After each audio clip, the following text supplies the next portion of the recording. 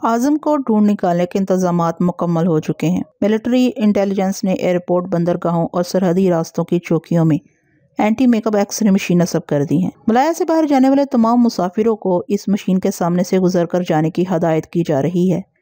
इस x ray machine की खासियत ये है कि मास्क मेकअप में रहने वाले किसी भी मुसाफिर का असली चेहरा एक्सरे स्क्रीन पर नजर आ जाता है। इंटेलिजेंस के डायरेक्टर जनरल ने यकीन दिलाया है कि इस तरह आजिम किसी भी बहरूप में मलाया से बाहर नहीं जा सकेगा। मैंने गहरी सांस लेकर रोमाना की तरफ अखबार बढ़ा दिया, फिर ख्वाबगाह से निकलकर ड्राइंग रूम आया। एक कदावर गूंगा जवान मुझे देखते ही उठकर अदब से खड़ा हो गया। गूंगे की सेहत काबिले रश्क थी। कसरती बदन पर चुस्त पतलून और बुनियान जच रही थी। बाजुओं के उभरे हुए मसल्स ऐसे सख्त थे कि आहनी राड को मोड़ सकते थे। मेरे सामने सेंटर टेबल पर बड़े बड़े पैकेट्स रखे हुए थे। गूंगे ने अदब से झुककर मेरी तरफ एक लिफाफा बढ़ाया। मैं उसे लेते हुए गूंगे की आंखों में झांकने लगा। आंखें दिमागी सोच की आकाश होती हैं। मैं उसके दिमाग तक पहुंच गया, मगर गूंगी सोचों की कोई जुबान, कोई लफ्ज़ और लहजा नहीं था। मुझे बहुत अरसा पहले के दो गूंगे शीतल और चीतल याद आ गए। वो पाकिस्तान में मेरे दुश्मन बनकर आए थे, फिर वफादार गुलाम बन गए थे। बहरहाल इनकी सोचें भी लफ्ज़ों से महरूम थीं।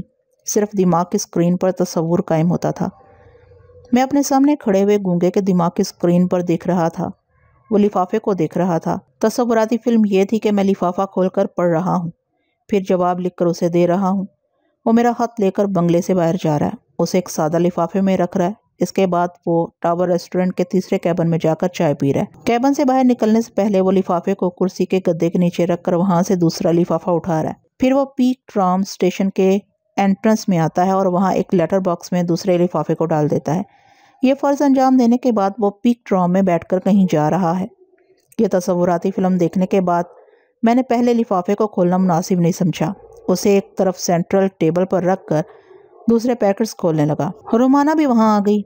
एक पैकेट में मर्दाना और दूसरे पैकेट में जनाना सूट थे। जूते, sandal, hat, sunglass, ladies purse. मर्दाना टूरिस्ट बैग, मेकअप का सामान, गर्ल्स के वहां बहुत कुछ मौजूद था। वो तमाम सामान देखने के दौरान मैंने सोच के जरिए रोमाना से कहा, जाने मन, मेरी बात तवज्जो से सुनो। बेडरूम में जाकर लाइट मेकअप के जरिए अपने चेहरे में मामूली सी तब्दीली करो। अखराजात के लिए चंद पौंड अपने पास रख लो। किचन के पिछले दरवाजे से छुप कर बाहर जाओ और सीधी टावर रेस्टोरेंट पहुंच जाओ। ये गूंगा मेरा खत लेकर इस रेस्टोरेंट के तीसरे कैबिन में जाएगा।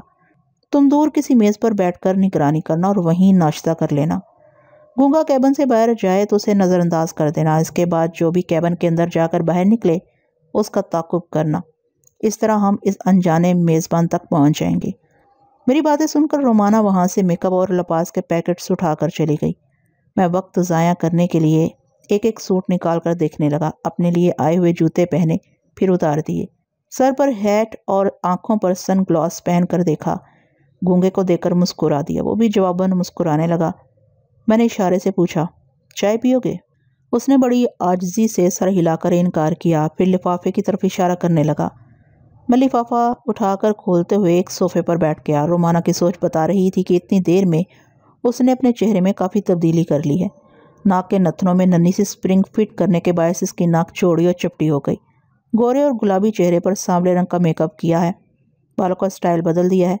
स्याह चश्मा और तिनकों का हैट पहनने के बाद कोई इसे पहचान नहीं सकेगा। मैंने मुतमईन होकर लिफाफे के अंदर से निकले हुए कागज़ को खोलकर पढ़ना शुरू किया, मगर वो अंधे आ गया। मुझे कुछ और वक्त ज़ाया करने का मौका मिल गया। उसने माजरत चाही कि वो देर तक सोता रहा। मैंने नरमी से कहा, कोई बात नहीं, हम भी देर तक सोते रहे। अब तुम गुस्ल वगैरह से फारिग होकर नाश्ता करो, फिर पेपांग वापस चले जाओ। वो चला गया। उसके जाने के बाद मैं खत पढ़ने लगा। मसखरे मेज़बान ने लिखा था, फरहाद साहब, आपने आज का अखबार पढ़ लिया होगा। अब आप समझ सकते हैं कि आपका मलाया से बाहर जाना तकरीबन नामुमकिन है। यहाँ की इंटेलिजेंस के अलावा रेड पावर और सुपर मास्टर के कुत्ते आपकी बू सूंघते फिर रहे हैं। आप पहली फुर्सत में अपने चेहरे में तब्दीली पैदा कर लें तो बेहतर होगा। एक बात अर्ज कर दूं, आप जैसे टेलीपैथी जानने वाले के लिए जो काम नामुमकिन है वो मैं अपने लिए मुमकिन बना लेता हूँ। मैं आपको आज रात मलाया से निकाल कर बैंकॉक पहुँचा सकता हूँ। मेरा मशवरा है कि आप यहाँ से निकल जाएं। ये जगह ज़्यादा पसंद हो तो कुछ अरसे बाद वापस आ जाएं। ऐसे वक्त जबकि मलाया की इंटेलिजेंस, मास्कमैन और सुपर मास्टर सभी आपको घेरना चाहते हैं तो आपका यहाँ रहना मुनासिब नहीं है। वैसे आप समझदार हैं, सोच समझ कर जवाब दें। अगर बैंकॉक जाना पसंद करें तो बेडरूम کی ایک دراز میں ایک ڈائری اور ایک بڑی سی تصویر ہے۔ یہ تصویر بینکاک کے سرمایہ دار نوجوان شرلک جونیئر کی ہے۔ اس کے متعلق تفصیلی معلومات ڈائری میں درج ہیں۔ شرلک جونیئر کا پاسپورٹ اور ویزا بالکل تیار ہے۔ اب اپنی ساتھی حسینہ کے متعلق بتائیں، کیا وہ آپ کے ساتھ جائے گی؟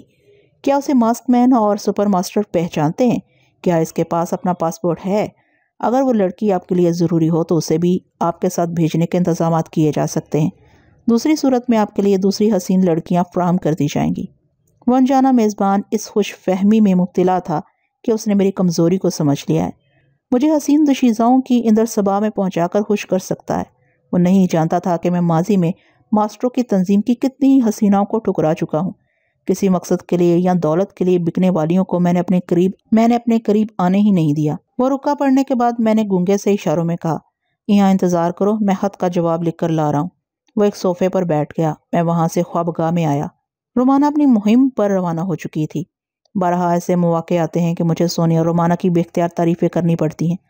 وہ صرف دلیر اور بے باک ہی نہیں، بے مثال ذہنیت بھی رکھتی ہیں۔ رومانہ نے انجانے میزبان کے بھیجے ہوئے کسی بھی لباس کو استعمال نہیں کیا تھا، اس طرح وہ کسی کی نظروں میں بھی آ سکتی تھی۔ اس نے اپنے بیگ سے لباس نکال کر پہنا تھا، وگ پہننے کے بجائے بالوں کا سٹائل بدل دیا تھا۔ مختصر یہ کہ وہ اس طرح گئی تھی کہ انجانہ میزبانی یا اس کے آدمی اپنی بھیجی ہوئی چیزوں کے ذریعے اسے پہچان نہیں سکتے تھے۔ میں نے خط کا جواب لکھا، میرے مسہر میزبان، تم جس انداز میں میزبانی کر رہے ہو مذاق خیز ہے۔ باللوث اور پرخلوص دوست منہ نہیں چھپاتے۔ میں تمہاری میزبانی کو قبول کر رہا ہوں، مگر تمہاری دوستی میرے نزدیک دشمنی سے زیادہ خطرناک ہے۔ دشمن کے مشوروں کے پیچھے اس کا اپنا کوئی مفاد چھپا ہوتا ہے۔ تم نے مجھے بینکاک جانے کا مشورہ دیا، میں اس لیے جانے پر مجبور ہوں کہ یہاں قدم قدم پر میرے لیے پہرے بٹھا دیے گئے ہیں۔ میں شرلک جونیئر کے روپ میں اپنی موجودہ حسین ساتھی کے ساتھ بینکاک جاؤں گا۔ اگر تم میری دوستی کے خواہاں ہو تو سامنے آ جاؤ، ورنہ تمہارا یہ طریقہ کار تمہیں مہنگا پڑے گا۔ فقط فرحات۔ میں خط لکھ کر ڈرائنگ روم میں آیا۔ گونگا مجھے دیکھتے ہی اٹھ کر کھڑا ہو گیا۔ میں نے وہ خط اسے دے دیا۔ وہ پلٹ کر جانے لگا۔ اچانک ہی ڈرائنگ روم کا دروازہ کھلا۔ ایک شخص تیزی سے اندر آیا۔ اس کے ہاتھ میں ایک طے کیا ہوا کاغذ تھا۔ اس نے وہ کاغذ میری طرف بڑھا دیا۔ میں نے اسے لے کر پڑھا۔ اجنبی میزبان نے لکھا تھا، مسٹر فرحات، ابھی اطلاع ملی ہے کہ ریڈ پاور کے ایک باس نے چیانگ پلازا پر قابض ہونے والے سپر ماسٹر کے تمام ماتحتوں کو چیلنج کیا ہے کہ آج اندھیرا ہونے سے پہلے وہ چیانگ پلازا کو خالی کر دیں، ورنہ اس عمارت میں سے کوئی زندہ واپس نہیں آئے گا۔ میں آپ کو یہ اطلاع اس لیے دے رہا ہوں کہ مادام زہریلی بےحد حسین ہے۔ آپ نے اسے چیانگ پلازا کا فاتح بنایا ہے۔ ایسا نہ ہو کہ آپ کی ایک پسند کو وہاں نقصان پہنچے۔ ویسے آپ جو مناسب سمجھے کریں، میں نے اپنا فرض ادا کر دیا، فقط آپ کا اپنا۔ میں نے وہ خط لانے والے کی آنکھوں میں جھانک کر دیکھا۔ اس نے نظریں چکا لیں، وہ بھی گونگا تھا۔ میں ایک صوفے پر بیٹھ کر مونا یعنی زہریلی کے پاس پہنچ گیا۔ وہ غسل وغیرہ سے فارغ ہو کر لباس تبدیل کرنے کے بعد ناشتہ کرنے بیٹھ رہی تھی۔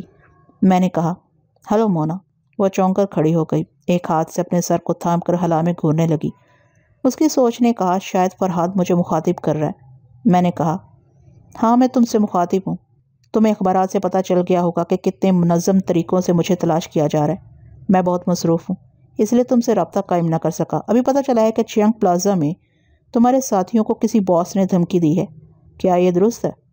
ہاں، ہم سے کہا گیا ہے کہ شام تک ہم یہ عمارت خالی کر دیں، ورنہ یہاں سے کوئی زندہ سلامت باہر نہیں نکل سکے گا۔ میں تمہیں بہت یاد کر رہی تھی۔ یہ دھمکی سننے کے بعد بے چینی اور بڑھ گئی ہے کہ تمہیں کیسے تلاش کروں۔ فکر نہ کرو، میں ابھی معلوم کرتا ہوں کہ ریڈ پاور کا باس تمہارے خلاف کیا کرنا چاہتا ہے۔ آرام سے ناشتہ کرو۔ ریڈ پاور کے اقدامات کا پتہ چلانے کے لیے میں نے چیانگ شیکا سے دماغی رابطہ قائم کیا۔ معلوم ہوتا تھا کہ اس وقت ساری دنیا صبح کا ناشتہ کر رہی تھی، ایک میں ہی اب تک بھوکا بیٹھا تھا۔ وہ کھانے میں مصروف تھا۔ کھانے کے دوران میری مرضی کے مطابق سوچنے لگا، مادام زہریلی کو کسی طرح چیانگ پلازا سے نکالنا چاہیے، ورنہ عمارت کے ساتھ اس کی جوانی کے بھی پرخچے اڑ جائیں گے۔ میں اس حسین حرامزادی کو ضرور حاصل کروں گا۔ میں نے اس کی سوچ میں کہا، کوئی ضروری تو نہیں ہے کہ عمارت تباہ ہو جائے؟ اس نے تائید میں سر ہلایا۔ ہاں، ضروری نہیں ہے۔ اگر وہ لوگ شرافت سے عمارت خالی کر دیں گے تو ہم ان قیمتی مشینوں کو تباہی سے بچا لیں گے، ورنہ عمارت کے فرش تلے بچھے ہوئے ڈینامائٹ کو بلاسٹ کر دیا جائے گا۔ وہ سوچنے لگا کہ چیانگ پلازا کے فرش تلے ایک سرے سے دوسرے سرے تک کس طرح ڈینامائٹ کا جال بچھایا گیا ہے۔ اس خفیہ جال کا علم ریڈ پاور کے کسی باس کو نہیں ہے۔ آج ریڈ پاور کے جس باس نے مادام زہریلی کو چیلنج کیا ہے، وہ بھی نہیں جانتا کہ چیانگ پلازا کو کس طرح ڈائنامائٹ سے اڑایا جائے گا۔ میں نے اس کی سوچ میں سوچنا شروع کیا، اگر زہریلی کے کسی ذہین ماتحت نے کسی طرح زیر زمین ڈائنامائٹ کا سراغ لگا لیا تو پھر کیا ہوگا؟ وہ فرش کو ادھیڑ کر تمام ڈائنامائٹ کو فیوز کر دیں گے۔ وہ اپنا سر کھجاتے ہوئے سوچنے لگا، یہ میں کیا سوچ رہا ہوں؟ وہاں تو فرش کو ادھیڑتے ہی تباہی شروع ہو جائے گی۔ نان سینس، یہ میں کیسی فضول باتیں سوچ رہا ہوں۔ میں نے اس کی سوچ میں سوچنا شروع کیا، اگر زہریلی کے کسی ذہین ماتحت نے کسی طرح زیر زمین ڈائنامائٹ کا سراغ لگا لیا تو پھر کیا ہوگا؟ وہ فرش کو ادھیڑ کر تمام ڈائنامائٹ کو فیوز کر دیں گے۔ وہ اپنا سر کھجاتے ہوئے سوچنے لگا، یہ میں کیا سوچ رہا ہوں؟ وہاں تو فرش کو ادھیڑتے ہی تباہی شروع ہو جائے گی۔ نان سینس، یہ میں کیسی فضول باتیں سوچ رہا ہوں۔ میں نے ڈائنامائٹ کے متعلق اسے مزید سوچنے پر مجبور نہیں کیا۔ اتنی ہی معلومات کافی تھی کہ چیانگ پلازا کی تہہ میں ڈائنامائٹ کا جال بچھا ہوا ہے اور فرش کا پلاسٹر کچھ ایسا ہے کہ اسے چھیڑتے ہی ڈائنامائٹ کے دھماکے شروع ہو جائیں گے۔ یہ معلومات میں نے مونا تک پہنچا دی۔ وہ پریشان ہو کر بولی، اوہ فرحات، تم فرشتہ رحمت ہو۔ تم نہ ہوتے تو یہاں ہم سب اسی غرور میں مارے جاتے کہ عمارت کے باہر سے حملے ہوں گے اور ہم ان حملوں کو پسپا کر دیں گے۔ ہاں، اب حملہ زیر زمین سے ہوگا، تمام دفاعی کوششیں بیکار ہوں گی۔ فرحات، تم بہت کچھ کر سکتے ہو، تمہارے لیے کوئی کام ناممکن نہیں ہے۔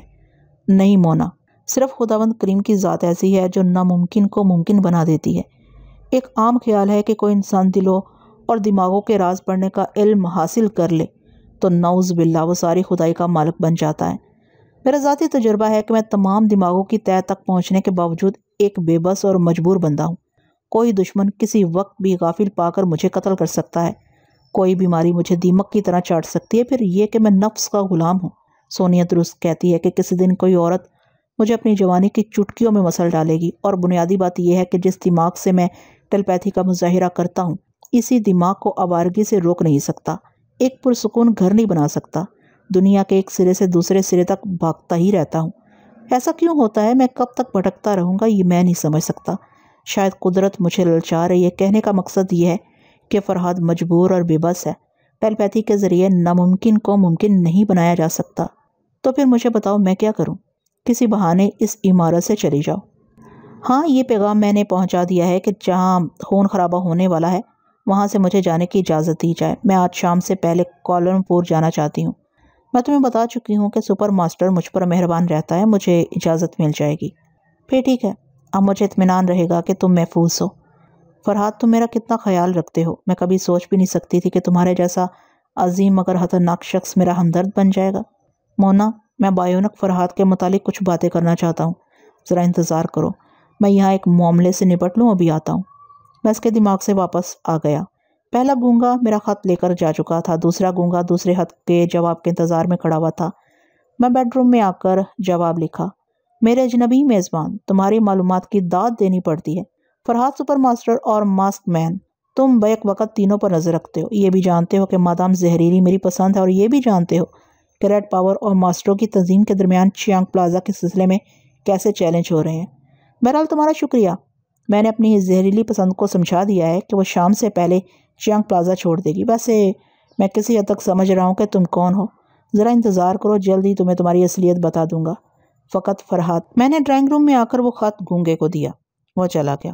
فی الحال میرے دماغ میں جو بات آ رہی تھی وہ یہ کہ سپر ماسٹر دوہری چال چل رہا ہے، ایک طرف جانی دشمن ہے، دوسری طرف دوست بن کر اپنی ناداستگی میں مجھے اپنا اعلی کار بنا رہا ہے، اور اس مقصد کے لیے مجھے مونا عرف زہریلی کے ذریعے پھانس رہا ہے۔ یعنی فی الوقت سپر ماسٹر مجھے اپنا اعلی کار اس طرح بنا رہا تھا کہ اس کے اچھے بھی یہ معلوم نہیں کر سکتے تھے کہ ریڈ پاور والے چیانگ پلازا پر کس طرح حملہ کریں گے۔ ان کی دھمکی میں وزن تھا کہ سپر ماسٹر کا کوئی آدمی اس عمارت سے زندہ سلامت نہیں نکلے گا۔ اس قسم کی دھمکیاں سن کر تحریف پسند تجربہ کاروں کا ذہن ہمیشہ بارودی دھماکوں کی طرف جاتا ہے، لیکن وہ بارودی دھماکے کس طرح ہوں گے یہ معلوم کرنے کے لیے سپر ماسٹر نے خط کے ذریعے مجھے اطلاع دی کہ چیانگ پلازا میں میری پسند خطرے میں ہے۔ میں دوبارہ مونا تک دوڑ گیا، اسے یہ بتا دیا کہ اس عمارت کے فرش تلے ڈائنامائٹ کا جال بچھا ہوا ہے، اور اس جال کو توڑنے کے لیے فرش کو توڑا جائے گا تو دھماکے شروع ہو جائیں گے۔ اس طرح میں سپر ماسٹر کے لیے معلومات کا ذریعہ بن گیا تھا۔ اب اس کی دوہری چال کو سمجھنے کی ایک صورت یہ تھی کہ میں شام تک انتظار کروں۔ اگر مونا کے علاوہ سپر ماسٹر کے دوسرے اہم ماتحت بھی چیانگ پلازا کو چھوڑ دیں گے تو صاف ظاہر ہو جائے گا کہ سپر ماسٹر میرا انجانا میزبان بنا ہوا ہے۔ دوسری صورت یہ تھی کہ میں چپ چاپ مونا کے خیالات پڑھتا رہوں، ہو سکتا ہے کہ وہ حسینہ اپنی معصومیت سے مجھے فریب دے رہی ہو۔ کچھ دماغ ایسے ہوتے ہیں جو اہم ترین رازوں کو تحت شعور کے خانے میں کامیابی سے چھپا لیتے ہیں، اگر مونا بھی ایسی ہی تھی تو اسے نیند کے دوران ٹرانس میں لا کر اس کے تحت شعور کو کریدا جا سکتا تھا۔ اس وقت میں سطحی طور سے اس کے دماغ میں پہنچ گیا۔ وہ میرے متعلق سوچ رہی تھی۔ اس کے خیالات میں بلا شبہ معصومیت تھی۔ وہ ذرا بے چینی سے سوچ رہی تھی، فرحاد مجھ پر مہربان ہے۔ چیانگشی کا پر مجھے غالب کر کے اور اس اہم عمارت کا قبضہ دلا کر اس نے مجھے سپر ماسٹر کی نظروں میں بہت بلند کر دیا ہے۔ میں اس کی جتنی بھی قدر کروں وہ کم ہے، مگر ڈر لگتا ہے۔ اس کا ریکارڈ بتاتا ہے کہ وہ حسین عورتوں سے ضرور دوستی کرتا ہے۔ کیا وہ اس لیے دوستی کر رہا ہے؟ وہ ذرا پریشان ہو کر پہلو بدلنے لگی۔ میں نے اس کی سوچ میں کہا، اگر وہ میرے حسن و شباب کی قدر کر رہا ہے تو اس میں حرج کیا ہے؟ اور کسی نہ کسی قدردان کو تو ایک دن قبول کرنا ہی ہے۔ نہیں، فرحاد کی پسند وقتی ہوتی ہے، وہ آئے گا پھر چلا جائے گا۔ میں ہمیشہ کے لیے ویران ہو جاؤں گی۔ میں آگے بڑھ جانے والے مسافر کو نہیں، ساتھ چلنے والے ہم سفر کو قبول کروں گی۔ میں نے گہری سانس لے کر سوچا، یہ تو دوسری رسونتی ہے، میرے ہر جائی پن سے گھبراتی ہے، ابھی اسے بھی ڈیل دینا چاہیے۔ یہ سوچ کر میں نے اس کی سوچ میں کہا، میں سپر ماسٹر کو بتا دوں کہ یہاں فرش تلے ڈائنامائٹ کے جال بچھے ہوئے ہیں؟ وہ جلدی سے سوچنے لگی، نہیں، یہ سراسر حماقت ہوگی۔ پھر سپر ماسٹر سوال کرے گا کہ مجھے فرش کے نیچے بچھے ہوئے ڈائنامائٹ کا علم کیسے ہو گیا، تب میں کوئی بات نہیں بنا سکوں گی۔ نہیں، فرحاد کا مشورہ بہتر ہے کہ میں سپر ماسٹروں کی تنظیم میں اہم رول ادا کروں اور درپردہ فرحاد کے لیے معلومات کا ذریعہ بنتی رہوں۔ وہ 100% میری حمایت میں سوچ رہی تھی۔ سپر ماسٹر سے میری دوستی کو چھپا رہی تھی۔ کوئی بھی انسان وہ سوچ کے آئینے میں اس کی مکاری صاف نظر آ جاتی ہے۔ میں یقین سے کہہ سکتا تھا کہ وہ مجھے دھوکہ نہیں دے رہی ہے۔ میں نے اسے مخاطب کیا، وہ سنبھل کر بیٹھ گئی۔ ہلو مونا، تم جتنی حسین ہو تمہارا دل بھی اتنا ہی خوبصورت ہے۔ میں تمہاری سوچ پڑھ رہا تھا، تم اپنے وعدے پر قائم ہو کہ سپر ماسٹر کو ہماری دوستی کا علم نہیں ہوگا۔ وہ پریشان ہو کر بولی، تو تم میری سوچ پڑھ رہے تھے؟ ہاں، پریشان کیوں ہو بھائی، میرا ذوق اعلیٰ اور حسین ضرور ہے، مگر میں جبراً کبھی کسی کو اپنی تنہائی میں نہیں بلاتا۔ میں تمہیں بھی محبوبہ، میں تمہیں بھی مجبور نہیں کروں گا۔ میں ایسے معاملات میں ٹیلیپیتھی کو ہتھیار نہیں بناتا۔ اگر ایسا ہے تو تم واقعی قابل تعریف ہو، خدا کے لیے اپنی بات پر قائم رہنا۔ میں نے گہری سانس لی۔ رسونتی جبران کی طرف مائل ہو چکی تھی۔ میں نے اسے مجبور نہیں کیا۔ میں مونا جیسی وفادار لڑکی کو بھی مجبور نہیں کر سکتا تھا۔ کسی کی مجبوریوں سے کھیلنا میری طبیعت کے خلاف تھا۔ میں نے کہا، مجھ سے نہ ڈرو، اب کام کی بات کرو۔ کیا تم پیرس جاؤ گی؟ نئی اطلاع ملی ہے کہ پیرس میں مادام اور ماسٹروں کے سامنے جس بائیونک فرحاد کی نمائش ہونے والی تھی وہ پروگرام ملتوی کر دیا گیا ہے۔ میں نے کہا، میرا بھی یہ خیال تھا کہ وہ پروگرام ملتوی کر دیا گیا ہوگا کیونکہ سپر ماسٹر کو اچانک کی اطلاع ملی ہے کہ رسونتی اسکندریہ میں ہے۔ مونا نے پوچھا، یہ رسونتی کیا چیز ہے؟ ٹیلیپیتھی جاننے والی خطرناک لڑکی ہے۔ سپر ماسٹر اسے ہر حال میں حاصل کرنا چاہتا ہے۔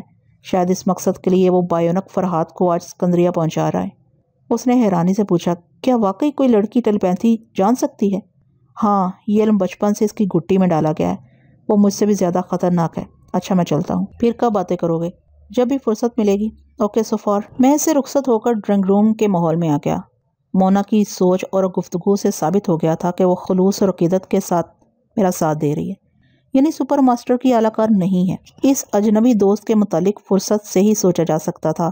اس وقت رومانہ کی خبر رکھنا ضروری تھا، اس لیے میں اس کے پاس چلا گیا۔ وہ ٹاور ریسٹورنٹ کے گوشے میں بیٹھی ناشتہ کرنے کے بعد چائے پی رہی تھی۔ میں نے کہا، ہیلو۔ وہ بولی، اتنی دیر سے کیا کر رہے تھے؟ سوچ نگر کی سیر کر رہا تھا۔ ابھی مجھے اسکندریہ پہنچنا ہے، تم اپنی سناؤ۔ وہ گونگا کیبن نمبر 3 میں بیٹھا ہوا ہے۔ اس کے جانے کے بعد دیکھوں گی کون اس کیبن میں داخل ہوتا ہے۔ کیا اسکندریہ میں کوئی خاص مسئلہ درپیش ہے یا سونیے کی یاد ستا رہی ہے؟ ابھی تک رومانہ کو یہ بتانے کا موقع نہیں ملا تھا کہ اسکندریہ میں کوئی بائیونک فرحاد رسونتی کو ٹریپ کرنے کے لیے وہاں پہنچنے والا ہے۔ میں نے اس سے تفصیلی واقعات بتائے۔ رومانہ نے کہا، ان واقعات میں ایک ہی اہم بات ہے، تو میری سوچ پڑے بغیر بتاؤ کہ وہ اہم بات کون سی ہے؟ میں نے کہا، یہ بھی کوئی پوچھنے کی بات ہے؟ فرحاد بائیونک کا خطرہ سب سے اہم ہے۔ ہاں، پھر بوجھو۔ بھائی، میں تو یہی سمجھتا ہوں۔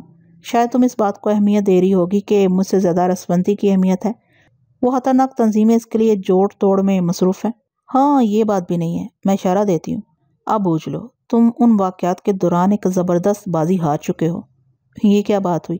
اسکندریہ میں وہاں کے وقت کے مطابق 10 بجے اور یہاں کے مطابق 3 بجے دوپہر کو خطرناک کھیل شروع ہونے والا ہے۔ بھلا میں ابھی سے بازی کیسے ہار سکتا ہوں؟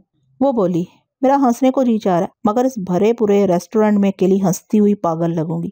بہرحال تم اعتراف کرو یا نہ کرو، فرحاد جیسے کھلنڈرے کے لیے سب سے اہم بات یہ ہے کہ رسونتی جیسی البیلی حسینہ پھسل کر جبران کی طرف چلی گئی ہے۔ یہ بازی ہارنے کا مجھے بہت افسوس ہے۔ میں نے مسکرا کر کہا، افسوس بھی کر رہی ہو، مذاق بھی اڑا رہی ہو؟ غلط نہ سمجھو، مذاق نہیں اڑا رہی ہوں، صرف مذاق کر رہی ہوں۔ زندگی میں ذرا ہنسنا بولنا بھی چاہیے۔ میں جانتی ہوں کہ تم رسوندی کی موجودہ بیماری اور کمزوریوں سے فائدہ اٹھا سکتے ہو، اور یہ بھی جانتی ہوں کہ تم ایسا نہیں کرو گے۔ وہ عورت ہی کیا جو اپنے مرد کے مزاج کو نہ سمجھ سکے۔ میں سمجھتی ہوں۔ میں بہت خوش ہوں کہ تم مجھے اتنی دور تک سمجھتی ہو۔ اچھا اب میں جاؤں؟ ہو تو پھر جاؤ، فوراً ناشتہ کرو، میں بخیریت واپس آ جاؤں گی۔ میں نے واپس بیڈ روم میں آ کر لباس اتارا، پھر باتھ روم میں چلا گیا۔ سب سے پہلے شیو کرنا ضروری تھا۔ میں نے شیونگ ریزر کی سٹک کو اٹھانا چاہا تو وہ اچھل کر میری ہتھیلی سے چپک گئی۔ اتنی دیر بعد یاد آیا کہ میں نے مقناطیسی انگوٹھی پہنی ہوئی ہے۔ اگرچہ انگوٹھی کے اوپری مقناطیس کو گھما کر میں ہتھیلی کی طرف لے آیا تھا، اس طرح کوئی فولادی چیز متاثر نہیں ہو سکتی تھی۔ تاہم کسی فولادی چیز کو پکڑنے کے لیے ہاتھ بڑھایا جائے تو ایسے وقت مقناطیس کا عمل لازمی ہو جاتا تھا۔ میں نے شیونگ سٹک کو کھینچ کر الگ رکھا، مٹھی باندھ کر خوابگاہ میں آیا، پھر اس انگوٹھی کو تکیے کے نیچے رکھنے کے بعد غسلخانے میں واپس چلا گیا۔ وہاں میں نے اطمینان سے 1 گھنٹہ گزارا۔ جبران کی سوچ پڑھ کر اطمینان ہو گیا تھا کہ ابھی بایونک فرہاد وہاں نہیں پہنچا ہے۔ جبران کے اندازے کے مطابق حکومت اور ریڈ پاور کے جاسوس رسونتی کو تلاش کر رہے ہوں گے، لیکن وہ رسونتی تک نہیں پہنچ سکیں گے۔ غسل وغیرہ سے فارغ ہو کر میں نے تگڑا ناشتہ کیا، گرما گرم کافی پی۔ اس کے بعد خوابگاہ کے دروازے کو اندر سے بند کرنے کے بعد اپنا حلیہ بدلنے کے لیے ڈریسنگ ٹیبل کے آئینے کے سامنے بیٹھ گیا۔ ٹیبل کی ایک دراز کو کھول کر شرلک جونیئر کی تصویر اور ڈائری نکالی۔ تصویر بتا رہی تھی کہ وہ اچھا خوبرو اور سمارٹ نوجوان ہے۔ میں ڈائری کھول کر پڑھنے لگا۔ شرلک بہت بڑا سرمایہ دار تھا۔ بینکاک اور سنگاپور میں اس کی عالیشان کوٹھیاں، نئے نئے ماڈل کی کاریں اور دنیا کے مختلف ممالک میں اربوں ڈالر کا بینک بیلنس تھا۔ اس کے قد اور جسامت کی پیمائش عین میرے مطابق تھی۔ عمر 26 برس۔ اس کا باپ شرلک سینئر لندن سے آ کر وہاں آباد ہو گیا تھا۔ وہ عیسائی تھا، مگر اس کا بیٹا شرلک جونیئر بدھ مذہب کی طرف مائل تھا۔ میں ڈائری کو چھوڑ کر تصویر کو دیکھنے لگا۔ تصویر کی آنکھیں مجھے شرلک جونیئر کے ذہن تک پہنچانے لگیں۔ وہ مجھ سے 3 میل دور کوالالمپور کی شاہراہوں پر کار ڈرائیو کر رہا تھا۔ اس کے ساتھ والی سیٹ پر ایک مقامی لڑکی بیٹھی ہوئی مسکرا کر پوچھ رہی تھی، کیا آج میری خاطر ایک رات کے لیے رک نہیں سکتے؟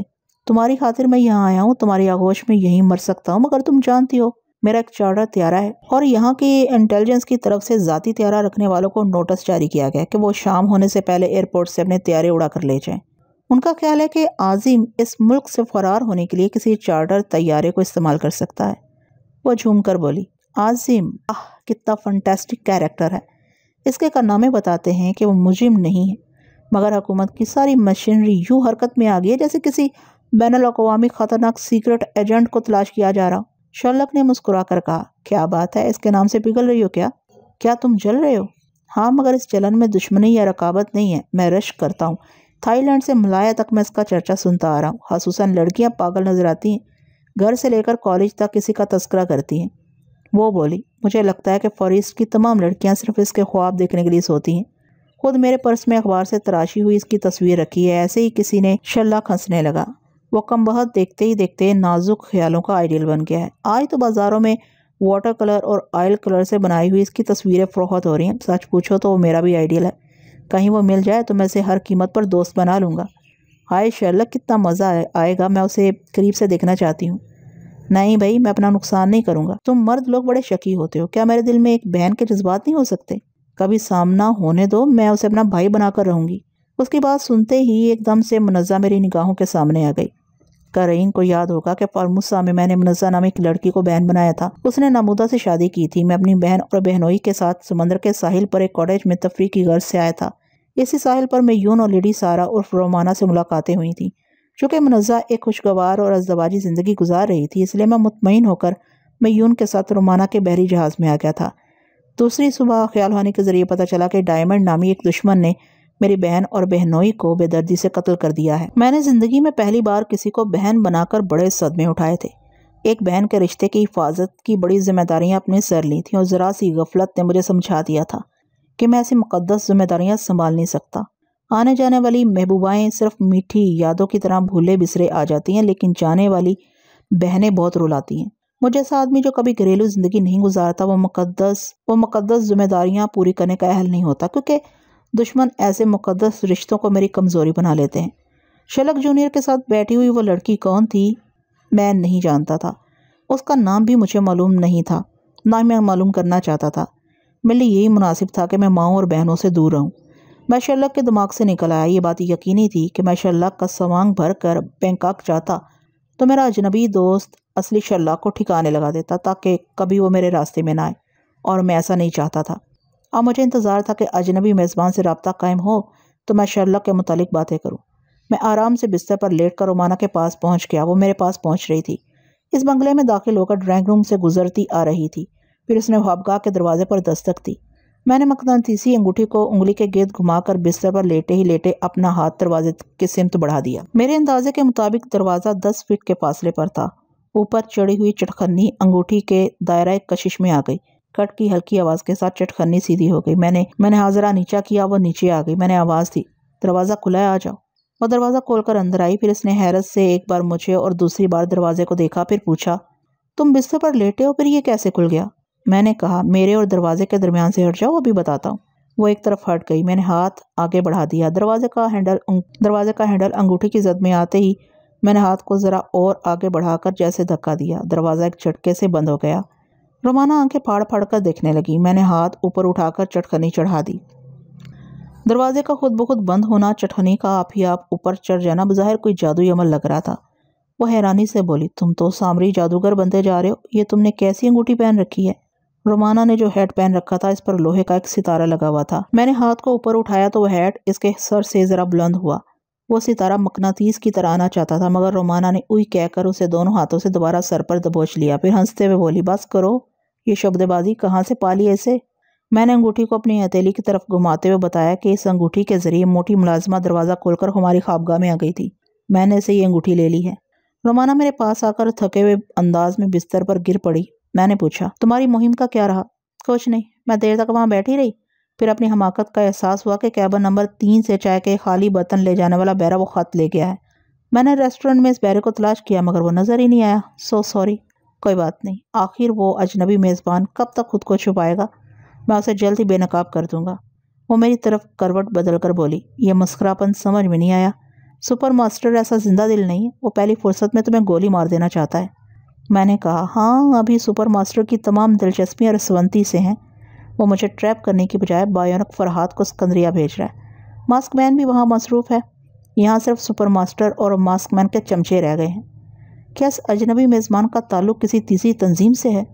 میں نے رومانہ کو اپنے دل کے قریب کھینچ لیا۔ اگر یہ کوئی تیسری تنظیم ہے تو پھر اس کا سربراہ بید مکار اور زبردست منصوبہ ساز ہے۔ ابھی میرے کام آ رہا ہے، پتہ نہیں اپنا کام کب نکالے گا۔ میں رومانہ کی طرف جھک گیا۔ اس نے اپنے سر کو ہلکا سا خم دیا۔ میں نے پوچھا، یہ تمہاری کیسی ادا ہے؟ جہاں میں پہنچنا چاہتا ہوں وہاں سے مجھے بھٹکا دیتی ہو۔ میں نے زندگی سے یہ سبق سیکھا ہے کہ جو چیز آسانی سے حاصل ہو جائے وہ اپنی قدر کھو دیتی ہے، اور جو مسلسل جدوجہد کے ذریعے ملتی رہے اس کی کشش ہمیشہ سلامت رہتی ہے۔ اس کی ان باتوں کے آئینے میں اس کی دل لبھانے والی اداؤں کو دیکھا اور سمجھا جا سکتا تھا۔ میں اس لیے بار بار اس کی تمنا کرتا تھا کہ وہ آسانی سے مجھے اپنی انگلی بھی پکڑنے نہیں دیتی تھی، مجھے جدوجہد اور ہوشامت پر مجبور کرتی تھی، اپنے بدن کے شہر میں بلاتی تھی مگر گلی گلی بھٹکاتی تھی۔ میں نے کہا، تم تھکی ہوئی آئی ہو، مجھے بھی نہ تھکاؤ، مان جاؤ۔ فرحاد، میں کوئی چلتے پھرتے کھانے کی چیز نہیں ہوں۔ محبت کا ایک مزاج، ایک ماحول، ایک وقت ہوتا ہے۔ دھیمی دھیمی سی موسیقی ہو، بجھا بجھا سا اندھیرا ہو، ہم ایک دوسرے کے پاس ہوں اور ایک دوسرے کو ڈھونڈتے ہوں، کبھی پاتے ہوں کبھی کھو دیتے ہوں۔ ہماری جوانی، ہمارے جذبے کبھی سمجھ میں آتے ہوں کبھی سمجھ میں نہ آتے ہوں۔ محبت کی اس آنکھ مچولی میں جو لذت ہے وہ دن کے اجالوں میں کہاں۔ خبردار، مجھ سے بے وقت ایسی باتیں نہ کرنا۔ میں ٹھنڈا پڑ گیا۔ فی الوقت یہی بہت تھا کہ وہ میرے پاس تھی، اپنی ذہانت سے میرے لیے صرف اپنی قربت کو اہم بنا رہی تھی، جیسے بچے کو سمجھایا جاتا ہے کہ پہلے سبق پڑھو پھر ٹافی ملے گی۔ میری تسلی ہو گئی کہ ٹافی میری ہے، مجھے ہی ملے گی۔ میں نے کہا، اچھی بات ہے، میری نیند پوری نہیں ہوئی ہے، سونے کی اجازت ہے نا؟ وہ ہنستی ہوئی بولی، تم ایسے پوچھ رہے ہو جیسے بڑے فرما بردار بن گئے ہو۔ چلو آنکھیں بند کرو، میں سر سے ہلاؤں گی تو نیند آ جائے گی۔ میں نے آنکھیں بند کر لیں۔ وہ سرہانے کی طرف کھسک گئی، مجھ پر جھک گئی، میرے سر کو محبت بھرے سینے سے لگا لیا۔ کیا بتاؤں یہ کیسا انداز تھا؟ اس محبوبانہ انداز میں سستی محبت نہیں، مہنگی ممتا تھی۔ میں نہیں جانتا کہ ماں کی ممتا کیا ہوتی ہے، کیونکہ میری پیدائش کے بعد ہی میری والدہ کا انتقال ہو گیا تھا۔ ہاں، ایک بار پھوپھی جان نے میرے سر کو اپنے سینے سے لگایا تھا، اس وقت ذرا ممتا کی لذت ملی تھی۔ اس کے بعد میری زندگی میں 2 عورتیں آئیں، سونی اور رومانہ۔ یہ دونوں اپنی ذات میں سمندر تھیں، وہ شریک زندگی تھیں، وہ پاؤں تلے کی زمین تھیں کہ میں چلتا رہوں، میرا آسمان تھی کہ مجھ پر سایہ رہے، میرے آگے پیچھے سیسا پلائی ہوئی دیواریں تھیں، ان کی بات اور ہے جو اپنی جوانی کی سوغات پیش کر کے گزر جاتی ہیں اور میں نے بھول جاتا ہوں، مگر یہ دو ایسی تھیں کہ ان کے آگے میں خود کو بھول جاتا تھا، شاید اس لیے کہ ان میں صرف محبوبیت ہی نہیں ممتا بھی تھی۔ وہ مجھے سمجھاتی تھی جیسے میں کوئی بچہ ہوں، مجھے پھسلاتی تھی اور میرے سر کو اپنے سینے پر رکھ کر سلا دیتی تھی۔ ایسی گرم گرم اور ٹھنڈی چھاؤں میں شاید میں سو جاتا، لیکن میرے مقدر میں ٹھنڈی چھاؤں لمحہ بھر کے لیے آتی ہے۔ اچانک کال بیل کی آواز سنائی دی۔ میں نے آنکھیں کھول دی۔ اس نے میرے سر پر ہاتھ پھیر کر کہا، تم لیٹے رہو، میں جا کر دیکھتی ہوں۔ اس نے میری پیشانی کو بوسہ دیا، مسکرا کر دیکھا، پھر اٹھ کر چلی گئی۔ میرا خیال تھا کہ اجنبی میزبان کا کوئی پیامبر آیا ہوگا، اس بنگلے میں کسی اور کی توقع نہیں کی جا سکتی تھی۔ رومانا نے دروازے کے پاس پہنچ کر پوچھا، باہر کون ہے؟ باہر سے جواب میں کال بیل کی آواز سنائی دی۔ میں نے کہا، اگر گونگا ہوگا تو تمہاری آواز نہیں سن سکے گا۔ وہ بولی، اگر گونگا نہ ہو تو؟ اچھا ٹھہرو، میں ابھی بتاتا ہوں۔ میں نے اس گونگے کی آنکھوں کا تصور کیا جس کے دماغ کی تصوراتی اسکرین پر میں اس کے گونگے خیالات پڑھ چکا تھا۔ بے شک وہی اپنے گونگے ساتھی کے ساتھ کھڑا ہوا تھا۔ اس کے تصور کے مطابق دونوں گونگوں کے ہاتھ میں ریوالور تھے اور ان کے درمیان ایک نوجوان مرد اور ایک نوجوان لڑکی قیدی کی حیثیت سے کھڑے ہوئے تھے۔ میں نے رومانا کو باہر کی سچویشن بتانے کے بعد کہا، دروازہ کھول دو۔